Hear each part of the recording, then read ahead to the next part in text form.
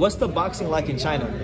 Like the boxing scene? It's still grow up. It's developing? Yeah, because it's very short years. Maybe only we have maybe only 400 pro boxers in China. 4 pro boxers? 400. Okay. So we need time. Yeah. We need time. Yep. It's always been our plan to bring in fighters from all over the world to fight here in Macau. We're building boxing in China, and I think one of the things that we're showing the Chinese people is how boxing is a universal sport. And there are young men in countries all over the world who are competing in the sport. I think that's a great message that we're sending to the Chinese people. Boxing is really increasing. I mean, I was told when I got here that Zhou Shiming's fight in March on Chinese television outrated the live telecast of the NBA All-Star game, which is a pretty good thing. I mean, and outrated by a big number.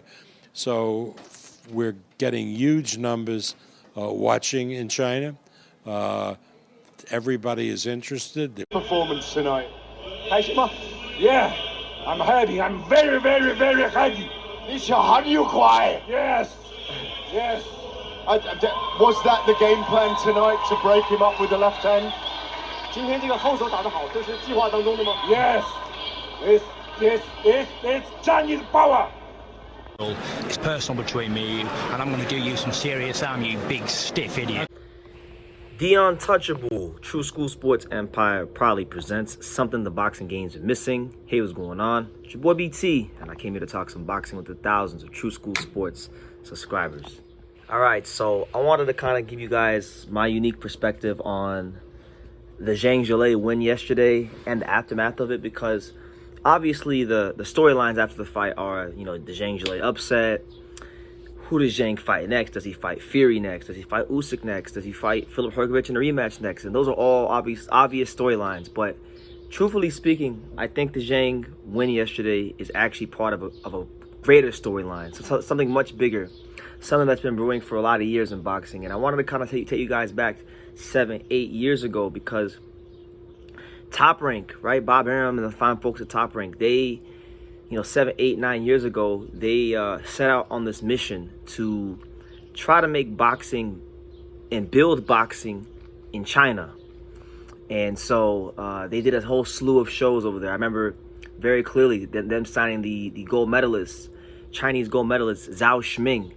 And they had very high hopes for Zhao Shiming. In fact, Zhao Shiming was such a national hero in China that the ratings in China were actually bigger for his fight than the NBA All-Star game. And anybody who knows anything about basketball and knows how big basketball can be in China, that's no small statement. You know what I'm saying? So it's China's always had potential in boxing, and with Zhang winning now, now you're talking about they have a legitimate must-see TV fighter who's a relevant fighter in the heavyweight division. And now, you gotta call a spade a spade.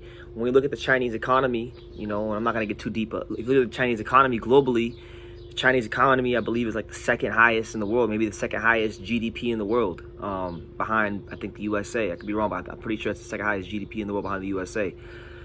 And that's obviously due to, a lot of the trade agreements that, the USA and China have in the past with previous administrations that we won't get too deep into here on True School Sports. But, listen, I think boxing is at its best when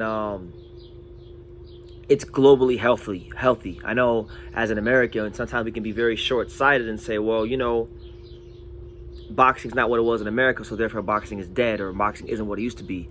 And in some cases that's true, but boxing, I think, is in a healthy place because boxing is thriving very well in other places, more so than even in the USA. And I think it'd be interesting to see what would happen. I think with the kind of money the Chinese government can and the Chinese people can put up for a fight, I think I could definitely foresee Tyson Fury listening to a Zhang Zhilei fight. I could definitely foresee Anthony Joshua listening to a Zhang Zhilei fight. Why? Because money talks and bullshit walks. That's why. For those of you who don't know, and I know I'm all over the place, but for those of you who don't know this, when Wilder and Fury were trying to make their fight happen, for the third fight, the last one in a great trilogy they had, China actually put up some money for the fight. Bob Arum was on record saying that China actually put up money for the fight. So China's been trying to build itself as a boxing market for a while. I think Bob Arum has done that for a while, and I'm looking at it now. Zhang was signed to Matchroom Boxing. It's come to my understanding that he's not with Matchroom Boxing anymore. So now with that being said, and with that being established here on True School Sports, if he is in fact a free agent, I could definitely foresee, you know, his people, you know, because the people that run his career are the sons of Mills Lane, Tommy Lane, and one of the other ones whose name I can't remember. But like they've been running Zhang Zilei's career for a while. I could definitely see them striking up some sort of co-promotional deal with Top Rank, because Zhang fits the vision that Bob Arum had those many years ago, which is eventually to build China into a boxing market. You know, so I think that win is a lot more significant than people realize. It's that win yesterday just isn't about. It's not just about, you know,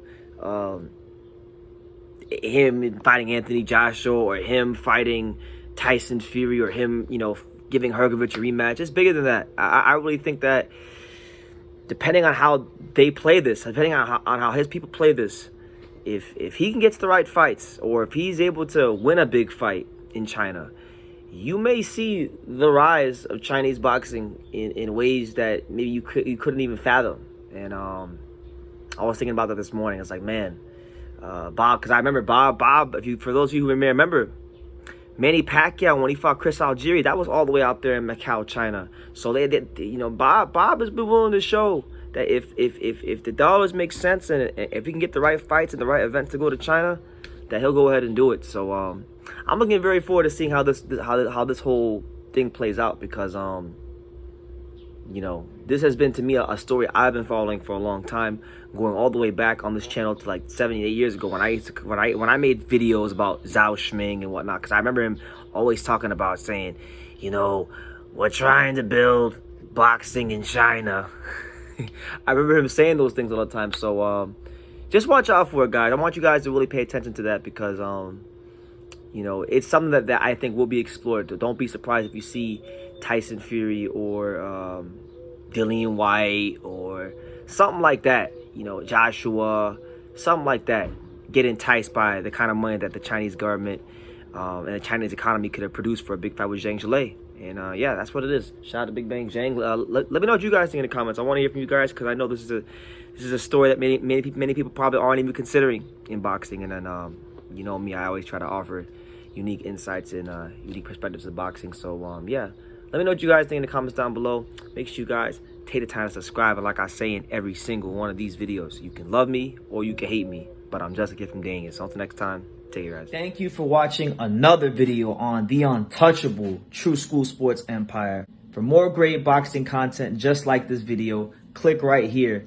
and make sure you subscribe. Much love from sunny South Florida.